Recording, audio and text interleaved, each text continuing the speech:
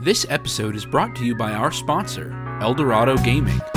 Eldorado Gaming is your site for gifts and gaming accessories like dice, playmats, and other items to bling out your games. Use the promo code META for 10% off your order. Find us on YouTube at Eldorado Gaming TX or our home site at eldoradogaming.com. Here at My Mythical Meta, we talk about gaming with friends and strangers, resolving conflicts, and keeping game nights fun, interesting, and recurring. Our game of choice is Magic the Gathering, but our hope is that what we share is relevant for board gamers, RPG groups, video gamers, and maybe even your poker night. I'm Travis, and with my brother Benjamin and my friends Derek and Randy, we've been playing Magic together since 2014. The secret to a healthy meta is not in the game you play, it's being good friends. Subscribe to My Mythical Meta, presented by Eldorado Gaming, wherever you get your podcasts. Welcome back to My Mythical Meta. My name is Travis, and I'm joined today by my brother Benjamin. Hello. And my good friend Derek. Hey. This week, Randy is the one not with us because he's with his girlfriend again. Of course. This is a recurring problem for our meta. What are we going to do about it? If they ever get married, the problem will solve itself. Okay, that's pretty good. Derek, what do you think we should do to him? Drive-by beating. Should we sabotage their relationship? That way he only has us to console him? Push him closer to us. Yeah, okay. Exactly. Where they come running to us after their relationships fail. No, we would never do that to Randy. We're happy for him. Blah, blah, blah. Okay. And he is the only one not married, so I guess it's time. We're going to turn into his parents going, when are you going to settle down? Yeah, you better be home before midnight, young man. He's still in his lovey-dovey phase. I'm still in my honeymoon phase, too. Been like 9 years.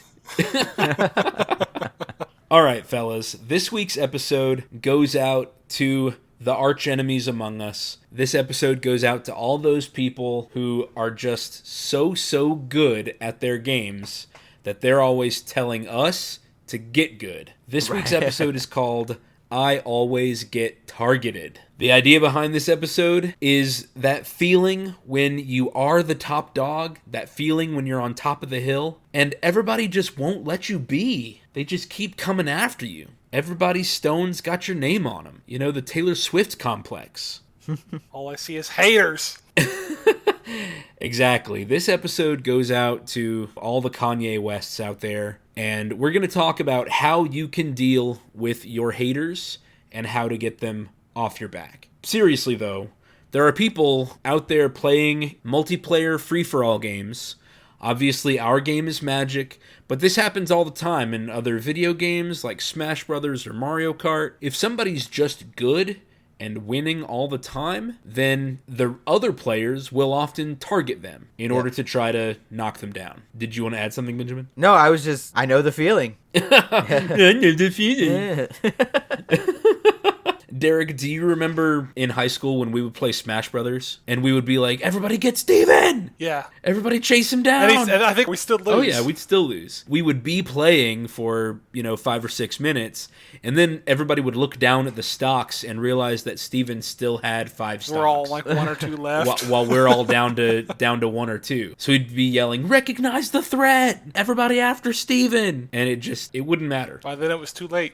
Yeah, by the time we realized that he's the person who needed targeting, it would be too late. That's the idea for today's episode. Benjamin, tell us what it's like, man. Just get it off your chest. Tell us haters what it's like to be the top dog. Well, I'm probably not the best person to do this because I don't mind it so much usually, right? I'm targeted because I was good, because I have that reputation of being good, and so now this is the price I pay, right?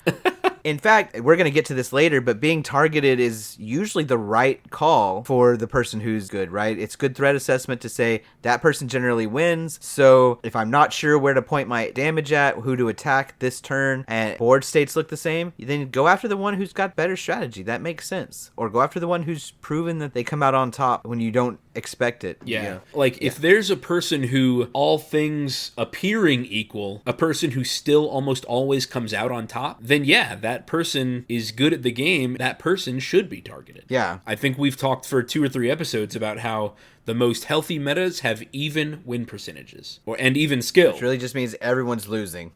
Which really means everyone's losing all the time. Yeah. Yeah. So that's it. But I will say this too. Once you've developed that reputation and then maybe things start to even out and maybe people aren't doing it anymore, if you've developed a complex of, ooh, I always get targeted, then sometimes it still feels like you're getting targeted when you're not. Mm-hmm. Yeah. Before we as a podcast, before we as hosts immediately agree and begin to commiserate with that person who's always getting targeted, that player actually needs to examine whether it's really happening or whether it's something called confirmation bias. Confirmation bias is when you believe something to be true, every time you see it will confirm that belief, even if it's rare and is not actually happening as much as you think it is. Yeah, and you'll start to ignore things that don't match up, right? That one game you won, on Commander Night, you got together with your 4 buddies and you won one of those games, you'll just be like, well, that's the exception. That rarely it was only happens. one. I'm still losing all the time. Yeah. Yeah. Here's a real-life common example. Lots of people go through this. A couple of years ago, I bought a Ford Escape. It was my first new car in about 10 years. And ever since I bought my Ford Escape, I've noticed tons and tons of other Ford Escapes driving on the roads with me. I may think, because now I start noticing all of these other Ford Escapes, wow, Ford must have made some change, some sales push or some promotion. They're selling a lot of Ford Escapes. But the sales of the Ford Escape didn't skyrocket. Okay, what happened was I bought one and now I notice them everywhere. I look for Ford Escapes in the parking lot because I'm looking for my own car. I notice them on the road because they are the same thing I'm driving. There are actually just as many on the roads now as there were before. There wasn't an actual change, it just feels like a change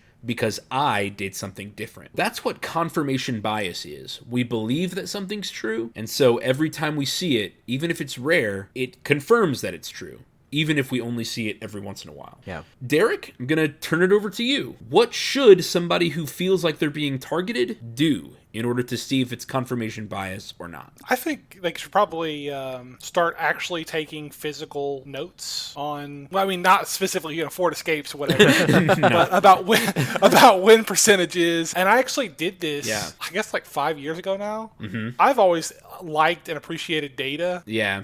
I like to see how it all breaks down, and after so many wins and what decks were winning and against what, what was going on. That might have been around the same time that the Command Zone did their big data episode. I bet it was. Do you remember that? I do. Because they did a big data push over, how often do turn 1 Soul Rings turn out to be winning hands? And what colors have the most win percentages?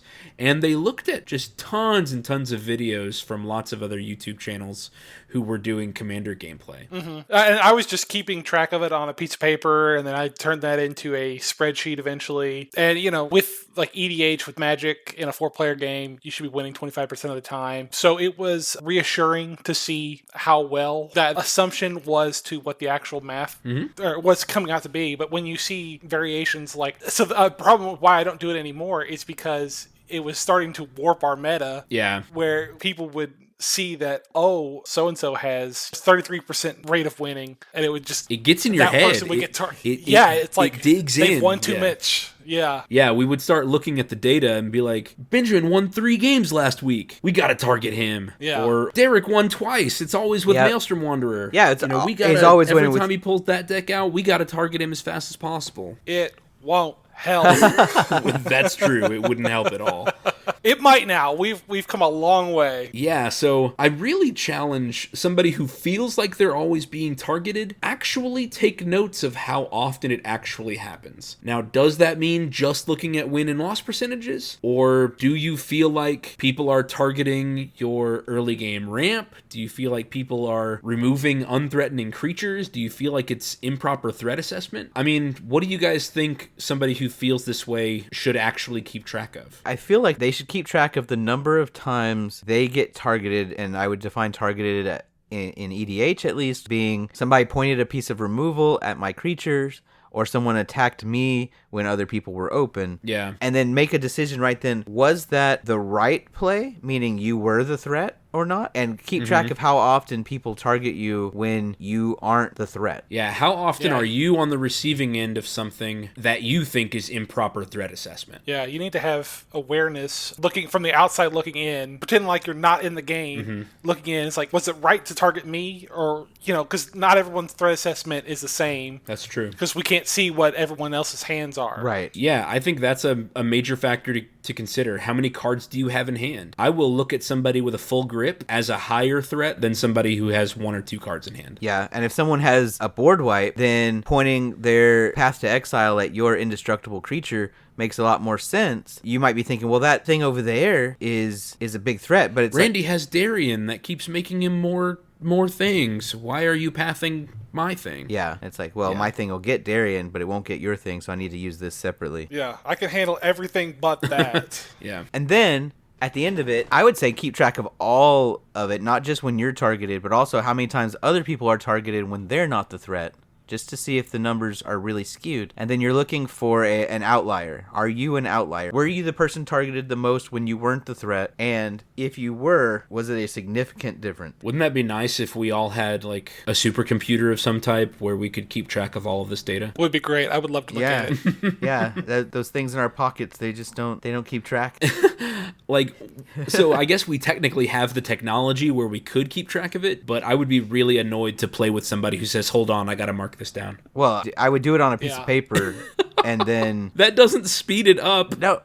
Well, the real way to do it is to record the games, go back through the footage, That's and true. count stuff. But that sounds so cumbersome without some kind of AI assistance or computer assistance or whatever. It's no. like, Yeah, it seems like such a huge hurdle to overcome confirmation bias.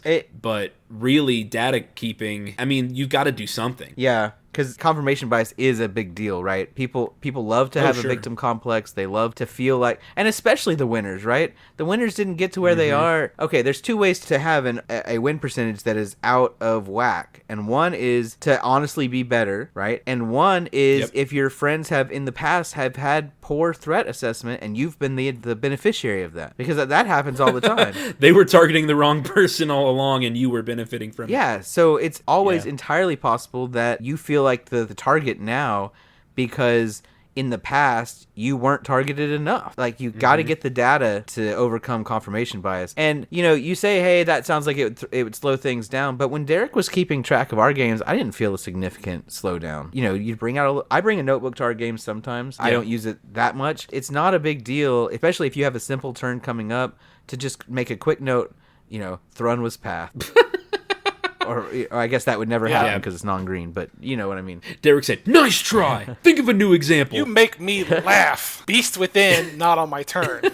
Obviously. Right. Thrun got Beast Within. Somebody refused to trade with me in Catan. Somebody refused to trade with me in Monopoly. Yeah. They built a road where I wanted to build it instead of over there. Whatever you're considering being targeted, you just make a quick note when it's not your turn, and then you can analyze the data after the fact. You don't do it mid-game. Yeah. I think once you've got the data to back it up, then you can move forward with that. So what do we do? If you're being targeted more than other players, then what? So if a person finds that they actually are targeted the same as everyone else, which means that the confirmation bias was the thing happening and that it's all in your head, well, then that person needs to accept that your friends have gotten good at the game and your win percentage is most likely down to where it should be an evenly matched meta. Honestly, that's your best case scenario. That's what you want to be true. Because if it is confirmation bias, then that means the only person in your way moving forward is yourself. And if that's the only person, you can move forward, you can change your attitude, and you don't have to create any interpersonal problems or any sticky social situations if it's just you. You just say, okay, my friends have gotten good. I want to be happy for them because now they're better players. And my win percentage is actually normal in a meta of our size.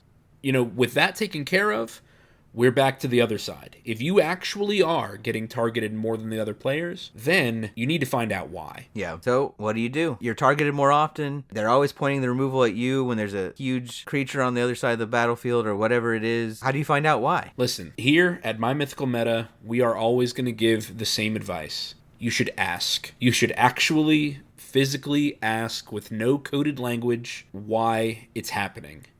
Now, we have also discussed some non-confrontational, friendly ways to address conflicts like this in your meta. We've talked about iMessages and compliments. You can start off your questions to your friends with a compliment. You can say, I like playing games with this group, but when I get focused down first, I feel unwanted. You want your iMessage to focus on the emotion. How do you feel? What is the name of that emotion when you are getting targeted or getting knocked out of the game first? Is it a feeling of being unwanted? Is it anger? What is the feeling that you're going through? Whatever that feeling is, that's what you need to use in your iMessage. And then you just ask, can you tell me the reasons you feel you need to target me first? You just ask, and hopefully a good friend will answer you. I mean, do you guys think there's any other alternatives to just asking? Not really. The nice thing here is that if you've done what we mentioned before and checked that it wasn't confirmation bias first, you'd be able to say,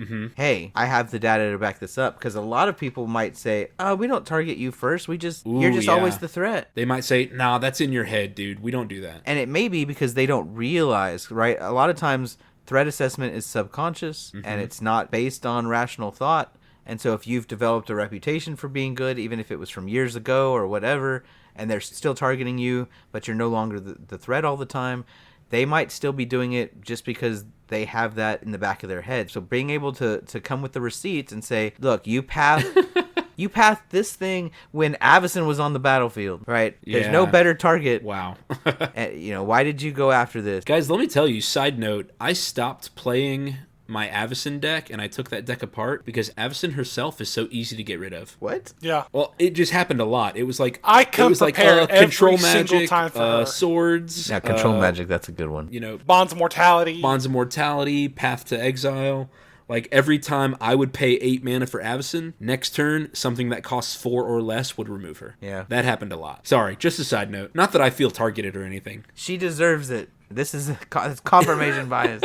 No, actually, it's just that you deserved it. Yeah. No, I know that. But I really like what you're saying about coming with the receipts. About saying, listen, in this game, you removed my thing when these other targets were on the board. Yeah. Don't come with the receipts in a cocky or a confrontational way, or don't even bring it up at all unless they try to deny that it's happening. And then you say, well, in this situation, it didn't feel like my thing was the threat. Can you maybe explain what was going through your mind there when that happened? Mm-hmm. We have that conversation all the time. Yeah. Yeah. After every game is over, sometimes we'll briefly talk about the moves we made, or somebody who is salty can be like, why in the world did you destroy this thing? And it's like, well, because I had a different answer for that, You didn't know what was in my hand, or I had just drawn something else that was going to change my game plan, or whatever. Yeah. I mean, good communication is the key. But after your opponents/friends think about it, they're probably going to give one of 3 general answers, right? They're either going to say, look, you win all the time. If I want to have a hope of winning, I need to take you out first. Which, if that's true, if you do have a high winning percentage, especially if you have a high winning percentage even after being targeted, kind of just got to run with it, right? If you have a high win percentage after everyone targets you and you rightly feel targeted, then that just means you've been able to overcome everybody else's hate. Yeah, stuff it, right? Like, either power down yourself so that you win less, which probably isn't going to feel good to you, but I mean, it is probably good for a healthy meta to do that sometimes. Or accept that you're the threat, and that even if there were better threats on the board, you're the meta threat, right? You're the arch enemy. You're going to get targeted unfairly, quote unquote, sometimes, because they recognize that if they want to have a better chance of winning, they have to come after you. I think that's one reason that people get targeted a lot. Derek, I think you have one. A card's reputation?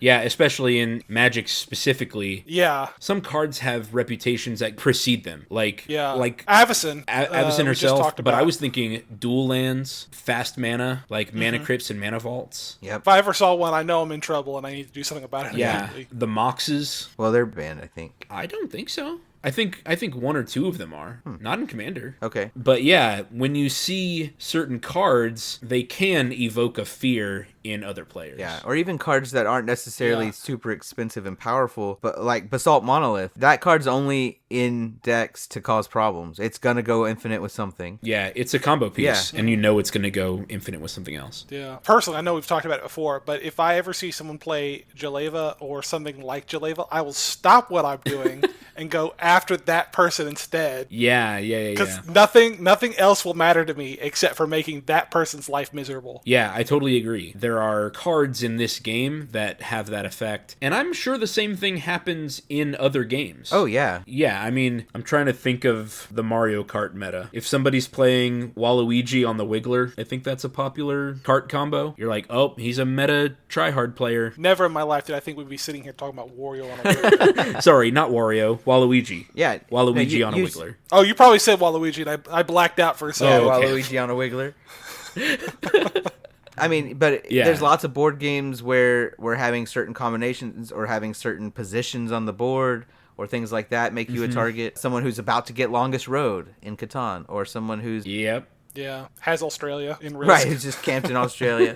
Yeah, exactly. So the reputation for a strategy or position or card that's been played or something like that could make you the target, even if that thing is not the threat currently. It's a forerunner of the threats to come. Yeah, it's a signpost. It's a neon sign saying, I'm dangerous. Yeah. Some other possible reasons for being targeted. This little category is probably the most unfortunate one that's going to need the most delicate touch. But if there are interpersonal reasons or social reasons that might make you a target. Maybe someone at your table has a grudge or sees you as a rival. We discussed grudges and rivalries in episode 2 of our podcast. So if you think that might be the case, go back and check that out. But not knowing that someone has a grudge with you or sees you as a rival, that can really take someone off guard. Yeah. Or if you don't know the reason that somebody's coming for you. Maybe the person being targeted is cocky. Maybe that person is proud of their winning, of their skill. And maybe the rest of the table thinks that person needs an attitude adjustment. Since Randy's not here,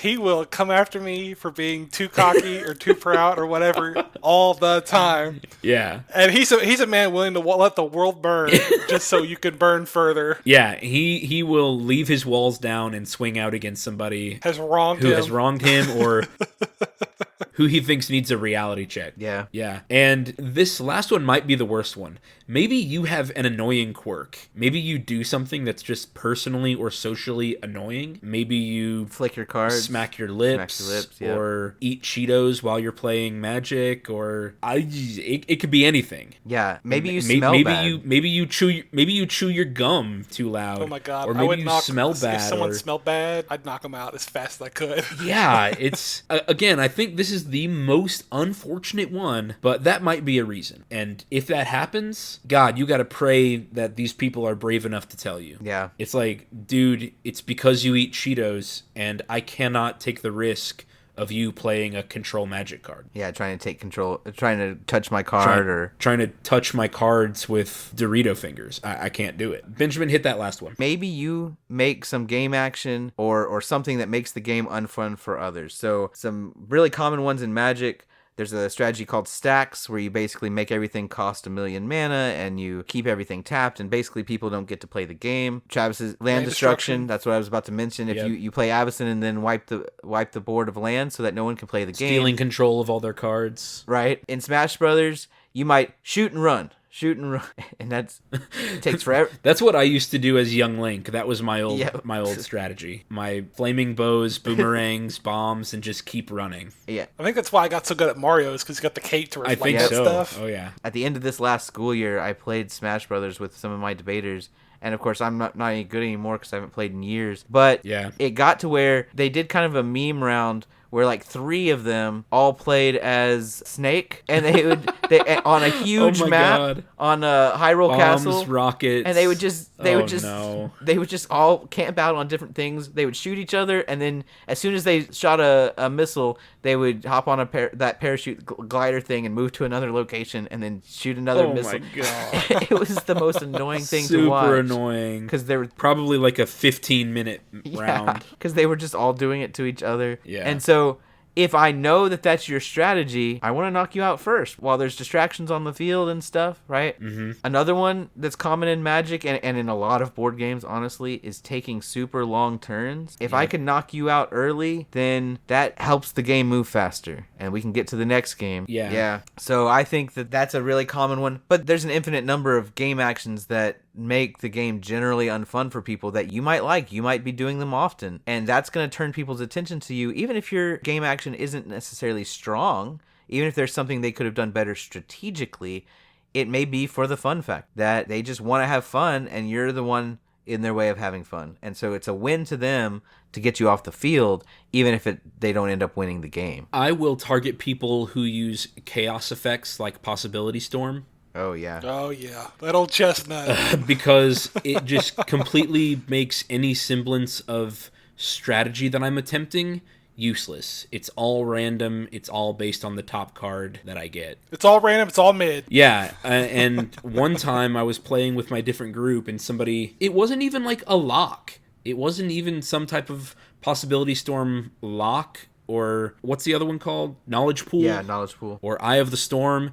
It wasn't like a lock or anything like that. It was just the existence of Possibility Storm on the field made the game last 3 hours. Oh, yeah. Because I could play an instant or sorcery, but the one I play is not the one I get. I have to just get lucky and see which one I get off the top. And there was one time somebody had played an instant, and then they shuffled down and got to their Beast Within.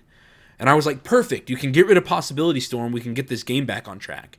And they were like, but what about this other thing? I was like, oh my God, please. We've been here for 2.5 hours. Please destroy Possibility Storm so that the rest of us can get back to playing. So that's another game action or maybe just a card's reputation. I don't know what category that's in, but I've certainly targeted people for doing chaos stuff. Yeah. And the nice thing is that if you're taking game actions that are unfun, or you're playing cards that put a target on your head, those are easily fixable, right? We kind of already talked about if you have a reputation for winning and it's true, then just you have to decide if you're going to lean into that and just take being targeted, or if you're going to power down and let your group know that you're powering down so that they can, take the target off of you. But but if you're playing cards that have a reputation, or you're doing different game actions that make the game unfun, you can fix those. Those are, if you don't want to get targeted, change the target, right? Yep. We mentioned this in another episode where I had an Orvar deck that took control of people's stuff, and people weren't having fun with that. And we mentioned that I changed so that people would have fun, but another reason I changed, a lesser reason but still an important reason, is because if I pulled out Orvar and people knew where that was headed, they're going to lose control of all their stuff, they're going to have an unfun game, they're going to go after me first. And so if I don't have those things in there, they can say, well, I'll go after whoever's the biggest threat at the time, and not necessarily go after Benjamin, because I know that if he gets his board set up, I will still be able to play, right? You can change your strategies and change the specific cards you play, and then the targeting should go away, especially if you talk with your group and say, hey, I understand that y'all didn't like when I was doing this. It made sense that I was targeted. I have powered that down so that you can target other people. Just come out and say it. You don't have to target me this game. I don't include land destruction. And yeah, absolutely. Even if you power it down, I think you're still going to have to take your licks for, a few games, or maybe a few get-togethers, until people are satisfied. Until people believe you. Yeah. Yeah. I think you're just going to have to lose a little bit before it gets better. But at least it can get better, yeah. Once you've diagnosed the issue, once you've done the troubleshooting, now you can work on fixing it. And we've said, if the problem really was a reputation for winning, then there are some moves you can make. You need to work on undoing that reputation. We talked about pulling back the power. I think you should be really transparent. Benjamin already said, just say the sentence out loud. I powered down this deck. But if you need to, pull the deck out, show them the cards, or show them the lack of powerful cards that they didn't like in the first Look, place. Mana Vault's not in it, and you can even hold up the Mana Vault that you pulled out. This is not in the deck. It's in this deck now.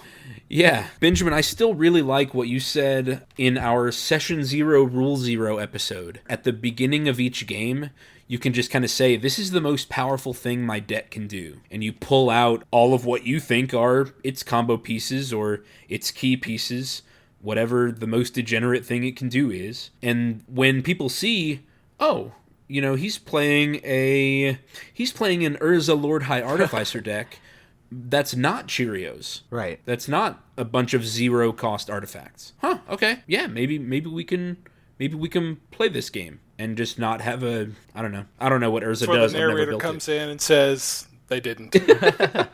But yeah, transparency I think is a really strong way to do this.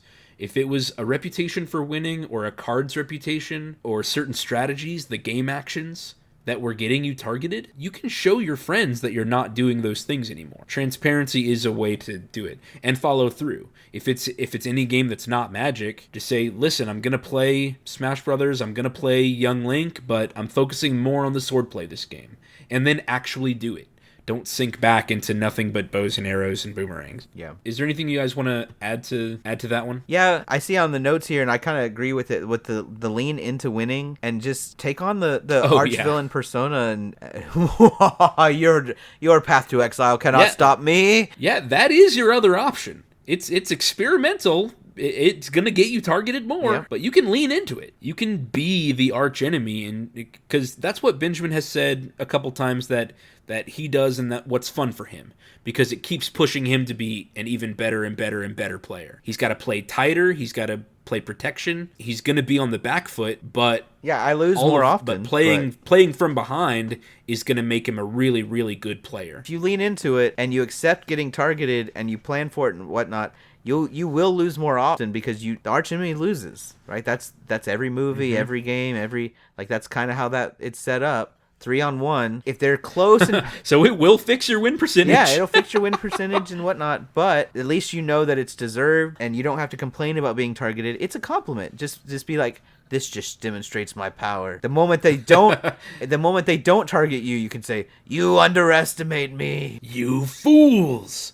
Phenomenal cosmic power. Itty bitty Zerda. Itty bitty Zerda standing behind Zakama. Yep. And so, that's another way to handle it. And like we said, that's just an attitude adjustment. It's not going to change that you get targeted. Yeah. It's probably going to make it worse, but at least you can have fun doing it. And if you do keep winning after inviting more hate, inviting more targeting, then this is your chance to be like, hey, here's what I was doing at that moment. Here's where your plan failed or whatever. I remember a time, this is going way back, I was playing a Nath of the Guiltleaf deck. Ooh, I remember this deck, yeah. And for those of you who don't know, this is a deck that you get to make elf tokens whenever your opponents discard cards, and among other things, it lets you have an opponent discard a card at the beginning of your upkeep. And I was the arch enemy. Okay, this was a deck that really ran on all gears, and this is early on when the others weren't necessarily that good at playing. But Travis drew an instant speed spell that he was going to use to take out a threat. And the problem was, I think it was a sorcery speed, but he was holding it up to play on his turn. And so when it came to my turn, I made him discard it. And he felt pretty dumb after that, but it was a good opportunity to demonstrate, like, hey, see the things that are on the board, because it wasn't a hidden, like, it was obvious Nath was going to have him discard it, because Nath was sitting on it's an onboard trick. So you can start teaching people where to look for things and how to assess threats and when to play cards and stuff like that. Yeah, you can be the benevolent archer, right, who is helping your other players to improve. At the end of games, you can show them what you had in hand. You can walk them through your line of play. I mean, this is something you can always do if you feel like you're a good player.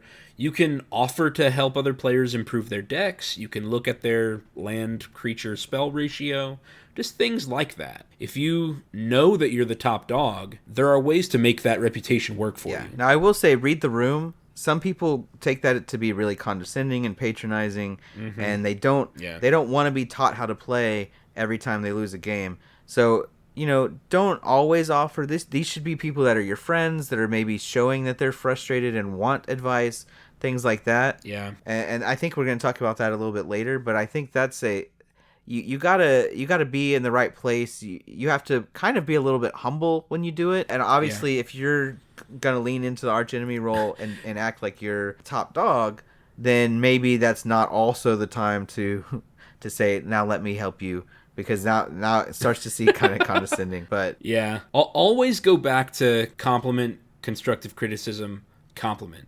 You can always say, man, you almost got me here, here, and here. Too bad I had this or whatever. Yeah. So let's look now at the interpersonal reasons. This is going to be the hardest one, the hardest issue to work on fixing. Yeah. If somebody has a grudge against you or sees you as a rival, maybe you need to apologize. Whatever the issue is, maybe it's a personal or a behavior grievance that's outside of the game, decide if it needs to be mended in order to continue playing, or if you're better off not playing with that person. Now, obviously, that is our last resort, but if there is some interpersonal thing that is bigger than a game of Magic causing you to get targeted all the time, that needs to be solved before you can come back to playing this game together. If it's a rivalry, our episode 2 is about rivalries, and we see rivalries as a good thing, a way for two people to measure their skills against one another and to always improve. So if somebody has said, no, I see you as a rival, in that case, lean into it and target back. You can make a rivalry a good thing, or you can discuss with the player that you don't like that rivalry and that you do want to be treated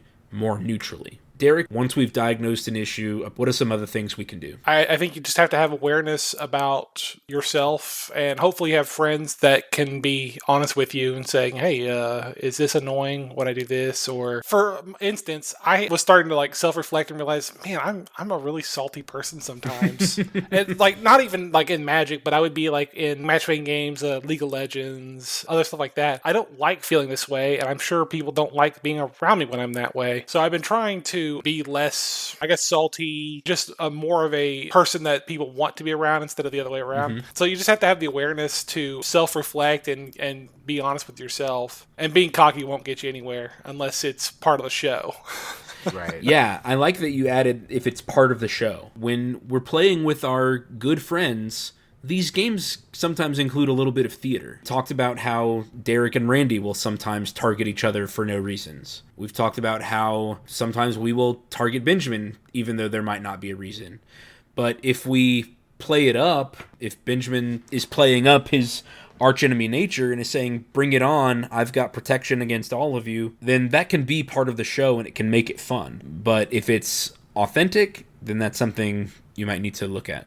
If you have annoying quirks, other annoying behavioral patterns, like eating Cheetos and Doritos, while you're playing or smacking lips or whatever, decide if you want to try to fix it. And those people probably don't even realize they do it. It's just like a nervous tick or anxious or something to fidget with or something, and they don't realize it's, anything. I whistle all the time because I got a song in my heart. And I'll be in the next room, and my wife will be like, can you please stop whistling?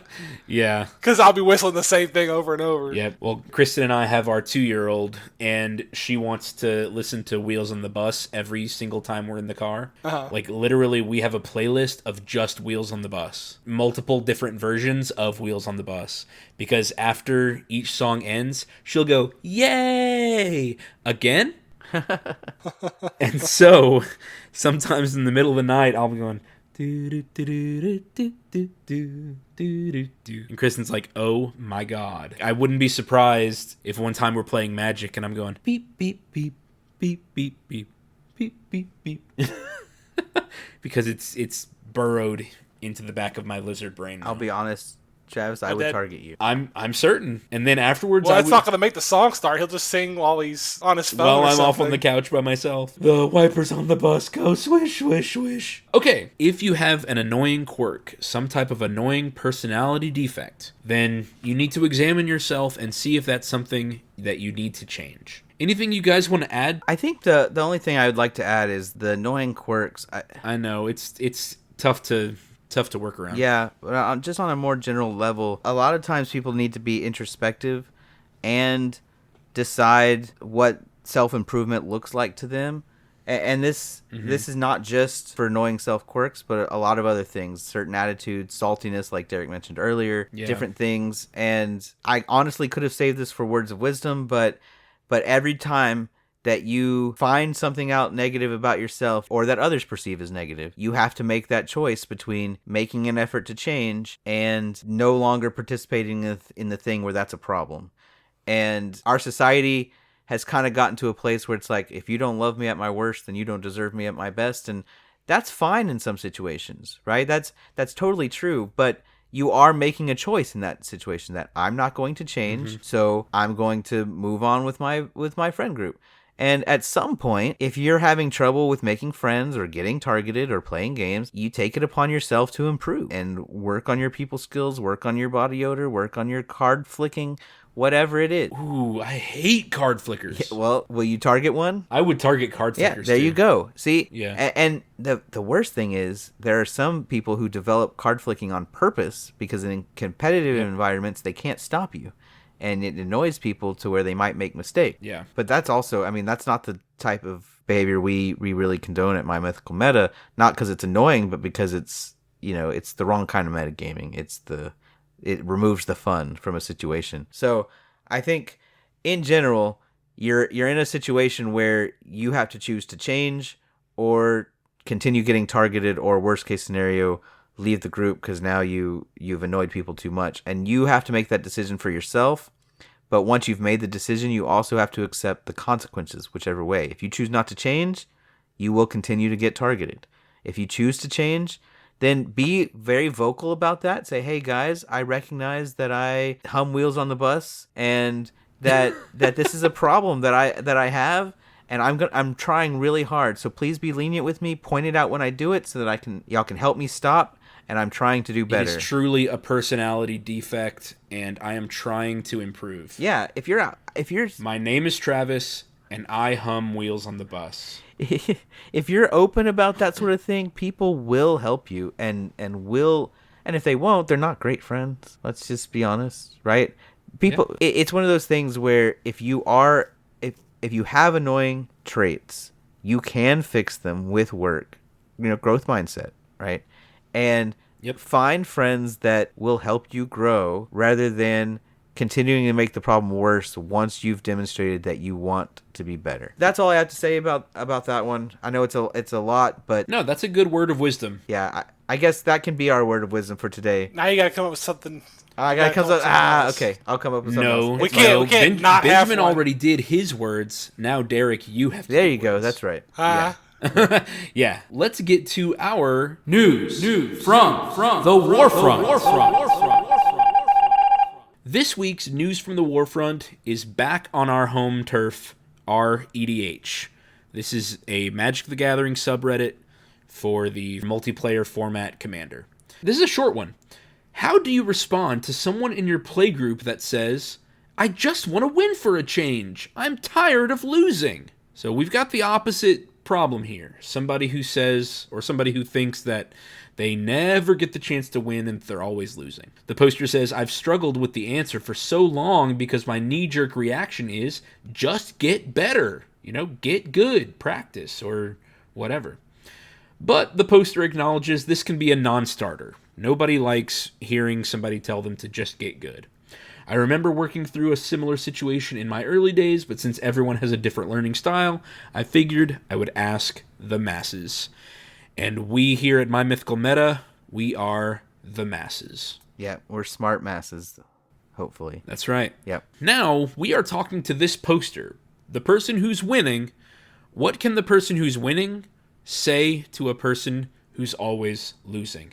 Benjamin, start us off. What's one thing they can say? I think the best way to communicate here, and remember, we always advocate for good communication. Good communication, that's right. right. Say it in plain language with no coding, no shifty eye glances or lip twitches. Nobody on this earth is a mind reader. Yes. But we have words for that purpose. That's right. So use them. But in this case, I think what you want to communicate is not get good. It's that you identify with their situation, that it is frustrating to lose. And you just tell them that. you know what? Sounds like you feel like you're losing all the time, and I get it. That sounds awful. I would not want to continue to play a game or hang out with friends where I always lost. Always. You understand their frustration. You say, if you honestly feel like you're always losing, right, that your win percentage is lower than it should be, and you can in a friendly manner remind them that in a 4-player group, their win percentage should only be about 25%. But you say, if you honestly think that it's less than that, let's keep track for a while so we can see what situations are coming up and find where the problem might be. Because that person may have confirmation bias. Don't just come out and say, you're just imagining it, it's confirmation bias, right? That's not a friendly way. That's called gaslighting, and it's That's wrong. right. That's gaslighting. What you say is, let's explore this. Let's figure out what's happening, because right now you can skip this part if you agree, like, man, that person's a loser. They really do just need to get good. They are losing all the time. If you know that, you can skip this part. But if you're kind of shocked that they're sitting there complaining about losing all the time because maybe you just don't notice, then okay, it's time to go gather data like we talked about earlier. Tell them, hey, let's keep track. Let's just start keeping track of what decks we're playing and generally how often people win, maybe keep track of who went first that game or whatever. And let's see how bad it is. You can just tell them that. Let's see how bad it is. And then if they actually are losing all the time, so either your data bore it out or you already know that they lose a lot, then there's several things you can do. My suggestion was to kind of play with handicaps. Maybe offer some concessions, if you truly are better than this person, to kind of help even out the skill level. And it depends on what game you're playing. Like in Magic, maybe you start with one less card, or they have Soul Ring in their hand, or something like that. There are things you could do. You could also, when you're sitting down, you could politic with people. And I saw this on the written down, and it looked like pot licking, because I can't read. No, yeah, so politicking is a weird word because it has the K in it. Yeah. Yeah. So if you're, hey, let's you and I team up and get this person. Just talk and politic to get more favorable exchanges in the game. I've always thought that politicking is a fun aspect of any free-for-all multiplayer game, and not just Magic, but even in games like Smash Brothers. I remember in high school being like, all right, Derek, we got to put our beef aside. We got to go after Steven. Those things are fun. And, with Steven sitting on the couch right there in between us, Derek and I might be like, okay, I'm going to go chase him up to the top level. You come up from the other side. Use your cape and rockets to keep him off or whatever. Yeah. But politicking can be a really fun aspect, especially if you're trying to help somebody who is losing all the time. You'd be like, nope, that's my little buddy. I'm going to protect him this game. Yeah. Or even, anybody who comes after him, you're coming after me. Or even go a step further and tell people, y'all are targeting him right now. That's bad threat assessment. I'm the threat, or that other person's the threat, right? Point people away from them through politicking. Right, and this is not. Notice none of what we're saying is throw the game or intentionally lose or anything like that. Once you take the handicap, you play to win, and politicking can at least partially be to play to win. But you give that person a slight advantage, so that the playing field is even, right? Not so that they win unfairly or anything like that. You're evening the playing field, and there's lots of ways to do that. So one that I thought, in addition to politicking and stuff like that, was if they truly are losing that often in a game like Magic, then the problem might actually be before the game even starts. It might be in deck building, and it could be because they're a bad deck builder, but most often I bet it's going to be like a money issue or a time issue where they can't tune their decks as well as you can, or maybe other people at the table. You can real simply either offer to trade decks, let them play with your deck sometimes, or let them or you play with their decks sometimes, so that the playing field is more even, or the tables are turned, or offer to have them choose what decks you play. Most people come to a game night with multiple decks. especially like me and Travis come with like 20 decks. Oh yeah, we each have more than 10 decks with us at any given session. So you could say, hey, look, you want to play this deck, but you don't want to lose with it. Fine, you tell me which of my decks you want to play against. And then let them, if they want to, pick your deck that maybe their deck has the best chance against. And you're playing from behind. That's a handicap, but then the playing field is such where you get a chance to try to win, and they have a better shot at winning. And hopefully through all these different things that you're trying, their win percentage gets up to where it should be. Or maybe even just their placement feels better. Right. Maybe they get second or third. True, yeah. Just whatever it is, they're having a better experience, and they don't just feel like losing. We've mentioned in a previous episode that trading decks and playing other people's decks, that is an eye-opening experience. That will really just bust your perception of your meta wide open. I love when Derek... because Derek's the one I think who does this most often. He'll browse mine and Benjamin's decks in order to say, which one do I want to play today? And I mean, Derek, tell us why you do that. What do you get out of doing that? So my thing is I like variety. Usually I don't like to play the same deck or the same theme over and over and over. So you guys make commanders, and I don't want to double up on commanders also. And let's say, you have a tokens deck or a counters deck, whatever. I don't own a doubling season, so I wouldn't normally get to play something like that. But one of y'all may have it in one of your decks. And so it lets me try out a lot of different things. It's also nice to kind of see behind the curtain, like you said, realize, I always thought this deck was so indestructible. It was a battle tank, could handle anything, but it's a paper tiger. It's all... It's all for show. Yeah, there is nothing. This thing is super fragile, and it kind of, like walk a mile in someone else's shoe. Once you realize, this is how I can counter this deck, or this is how, Travis is building all his decks or whatever. This is a clear flaw, or this is a clear strong point that I need to build to protect against. Yeah, playing other people's decks, you will, especially people whom you admire, have a chance to play their decks, and you will get a glimpse into their mind about how they play and how they deck build. I think that's honestly the best way to, not the best way, but one of the best ways to learn is to, like, again, play someone else's deck and see how it works and the interactions you're looking for and all that stuff. And you realize, okay, I get it now. I understand what's happening here, and I know how to play with and against it. Yeah. Every time Derek asks to play one of our decks, I'm not just going to say, okay, yeah, there you go, have fun, good luck. I'm going to give him a little bit of a primer beforehand. Say, here are some cards you're looking for, here are a few interactions you're looking for, here's the general game plan. He may not know every single individual card, but if he knows the general game plan of the deck, then that's going to help him to pilot it a little better too. I have created QR codes for my decks, and so... I want to start doing that. I think it's such a neat idea. Yeah, I have tons of my decks on Archidect Online, and so I can show the other player the QR code if they want it. If they do want to go card by card and see what's in it, I have that ready for them too. Not for all my decks, but for a lot of them. Yeah, that's really cool. Yeah. There is always the option to approach the person who feels like they're losing and offer to teach or explain. We said in our Teaching Your Game episode, maybe that person needs more time in the learning phase. Maybe they need times, where you play one-on-one scrimmage matches, practices.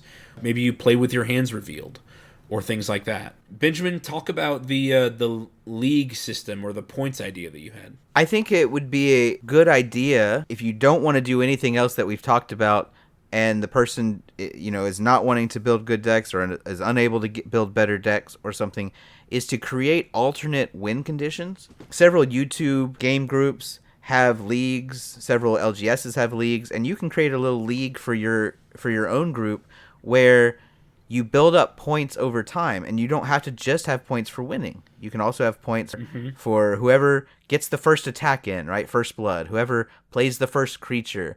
Whoever gets to 10 mana first. Whoever destroys the first artifact, right? You can come up with any number of ways that people can earn points over the course of a game. And then this gives the person smaller goals besides winning, and maybe even gives them a way to win without ever actually winning a game. You can still earn the most points across a night, even if you never came in first place. Then you have more ways to win, because you can win by winning a game. You can win by getting the most points in a game, even if you lost.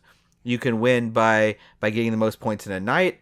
Right? You give more opportunities for victory. And as we said in a previous episode, the one about teaching your game, small victories are really encouraging to people. Right? That's why because they're going to build confidence. Exactly. It's why gamification works so well for so many things in your life, things like weight loss and getting rid of procrastination, because those small victories motivate you to achieve bigger goals. And so the same is true here. If your game group wants to create a system where people can get points in ways other than winning, then it's a good opportunity for your friend to stop complaining about never winning. We've talked for a couple of years about doing a league in our meta, and we've never done it. We always end up just playing a win. But part of the league idea that I really, really like is that you can make up whatever conditions you want to reward in your meta. Yeah. You could make an achievement for having 10 creatures on the battlefield, or you could make an achievement for having a creature with power 20 or greater. Like, you can make these little achievement points for whatever your meta wants to reward. If you want to reward fast, aggressive games, death by combat damage, you can make these achievements cater to those specific conditions, and it's going to help your meta craft the type of games you want to see. Mm-hmm. Does that make sense? Yeah, I think that's great. Yeah. You kill two birds with one stone, shape the meta, and offer alternative victories. Yeah. I do have one little idea. And this is for if this person is really a good friend, somebody that you're hanging out with, once a month or every couple of weeks or whatever, and this is a good friend in your long-lasting meta, you might give them birthday gifts or Christmas gifts. Give them cards that might go well in their decks. Instead of buying, sealed packs, if you've ever bought a booster pack for someone for a birthday gift. Hey man, the voice of the professor echoes here. Buy singles, do not buy packs, because buying singles means that you're actually thinking about them. You're actually considering what this person needs in their collection. Maybe they have a black deck and you can afford to buy them one Torment of Hailfire or one Necropotence. That's a great gift that can really power up somebody's struggling deck. Yeah, I think that's a great idea. And don't buy packs, buy singles, and that's a good way to help them. While also, hey, you don't know what to get them for Christmas? Solved, problem solved. Right. Problem solved. A single card. Right.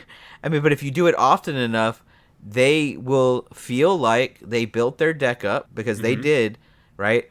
But you have slowly planted the seeds of helping their decks reach the same power level as everyone else's, right? And so they will win more often, because every once in a while they'll draw a Necropotence and go, I'll draw 7. Aha! I can draw 20 cards. Right. I too can draw 39 cards. Or, a green deck, Sylvan Library. Yep. Say, hey, man, wouldn't it be nice to pay 8 life and draw 3? Yeah. Hey. Okay. Anything else for tonight's news from the Warfront? No, I think we did good. That's all I got. It was a short post. It already had a lot of comments on it, mostly from people saying, get good. But as the poster already said, that's not super helpful. The last person somebody wants to hear who's losing is that they suck and they should get better. So I liked this topic, and I thought that there are lots of friendly and non-confrontational ways to help somebody who's struggling. All right, words of wisdom from Derek this time. All right, kids, come on in. Yes, this is yes, grandfather. This is the adults only section. Oh goodness. My Mythical Meta right, after dark. Yeah, this is after dark. All right, this is what you're actually going to do. This is for the grown-ups. You're going to want to be arch enemy, and you're going to want to lean into it as hard as you can. You're going to want to crush them. You're going to want to see them driven before you. You want to hear the limitations of the commanders. Show no mercy and expect none in return. And expect none in return. That is great advice if you're doing the lean into winning. Honestly, I love it. Next week, I'm taking the words of wisdom back. Yeah, next Benjamin, these past 2 weeks have kind of been the Wild West, so we're gonna need you to, put the reins back on these dogies, especially Derek.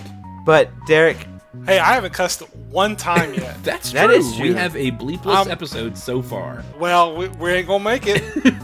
Quick, end the episode. You can contact us at mymythicalmeta@eldoradogaming.com.